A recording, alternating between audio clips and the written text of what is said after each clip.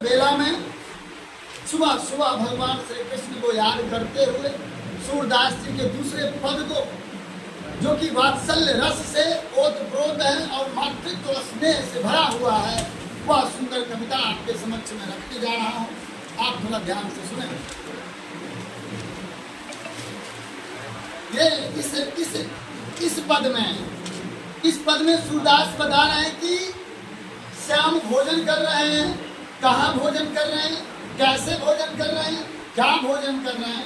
ये तमाम दृश्यों को बहुत ही मनोहारी रूप से दिखाने का प्रयास किया गया है।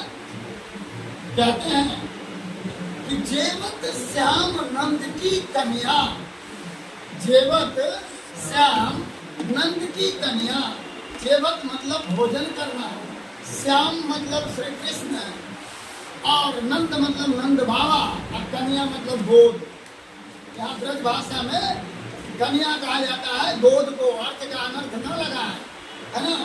जेवत श्याम नंद की कन्या, श्याम जो है वो नंद बाबा के गोद में बैठकर भोजन कर रहे हैं, नंद बाबा के गोद में बैठकर भोजन कर रहे हैं। कछु खात कछु धरनी गिरावत, कछु खात कछु धरनी गिरावत, और छवि निरखत नंद रनिया जेवत श्याम नंद की। कुछ खाते हैं और कुछ धरनी, भू भूमि वसुंधरा पृथ्वी, यही तो इसकी पर्यायवाची है। कुछ खाते हैं और कुछ जमीन पर गिराते हैं, और छवि निरखत नंद रानिया, और नंद रानिया जो है वो बाल कृष्ण के इस मनोहारी दृश्य को देख रहे हैं। तो क्या बोले, जेवत श्याम नंद की कन्या, श्याम जो है नंद बाबा के गोद में बैठ के खा रहे हैं, भोजन कर रहे हैं, कुछ खाते हैं, कुछ जमीन पर गिराते हैं, और नंद रानियां ये दृश्य को देख रही है। उसके बाद कहते हैं बड़ी बड़ा बेसन बहुभातन व्यंजन विविध अननिया। कहते हैं कि उनके सामने में, श्री कृष्ण के सामने में बड़ी है, बड़ा है, बेसन के बहुत ज्यादा विभिन्न प्रकार के व्यंजन आदि परोसा हुआ है। बड़ी बड़ा बेसन बहुभातन व्यंजन विविध अननिया। बड़ी है, बड़ा है, बेसन के विभिन्न प्रकार के व्यंजन आदि परोसा हुआ है।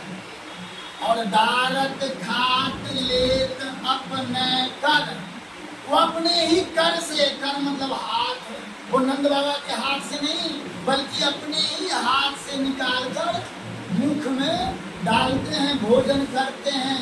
और रुचि मानत दधि दुनिया, और इतना व्यंजन के बावजूद भी उनका जो रुचि है, उनकी जो इच्छा है, वो दुनिया में रखा हुआ दही है और कुछ नहीं है।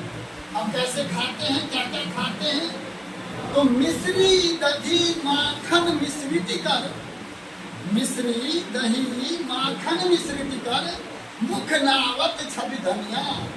कहते हैं मिश्री दही और मक्खन, मुंह बंद करो तो बन गया। मिश्री दही मक्खन, ये तीनों को मिलाकर खाते हैं। और आपन खात नंद मुख नावत, ये उल्टा गंगा। अक्सर माता पिता बच्चों को खिलाते हैं, लेकिन हमारे बाल कन्हैया गजब कर रहे हैं।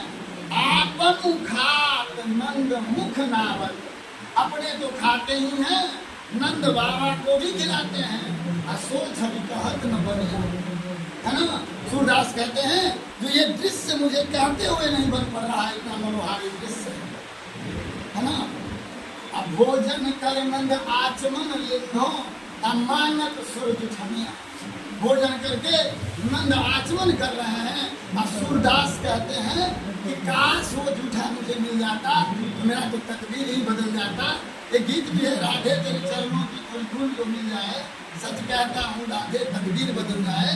यही फीलिंग के साथ सूरदास उस जूठा को देख रहे हैं और कह रहे हैं काश मुझे वो जूठा मिल जाता तो मेरा भाग्य बदल जाता। एक बार फास्ट से कहते हैं कि श्याम जो है नंद बाबा के गोद में बैठकर भोजन कर रहे हैं, कुछ खा रहे हैं, कुछ जमीन पर गिरा रहे हैं, और नंद रानियां देख रही है ना।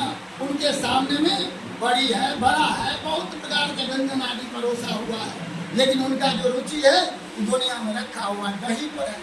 वे अपने ही हाथ से निकालकर दही मक्खन और मिश्री को मिलाकर खाते हैं खाते हैं और नंद बाबा को भी खिलाते हैं। और यह जो दृश्य है, ये मनोहारी दृश्य, सूरदास कहते हैं मुझे कहते हुए मन नहीं पड़ रहा है। अब सूरदास कहते हैं भोजन करके नंद आचमन कर रहे हैं, हाथ धो रहे हैं, और उनका नजर उस जूठा पर है जो काश मुझे मिल जाता तो मेरा भाग्य बदल जाता। और इन्हीं सुंदर शब्दों के साथ सूरदास का यह मनोहारी कविता वात्सल्य भाव से हो आज समाप्त हुआ।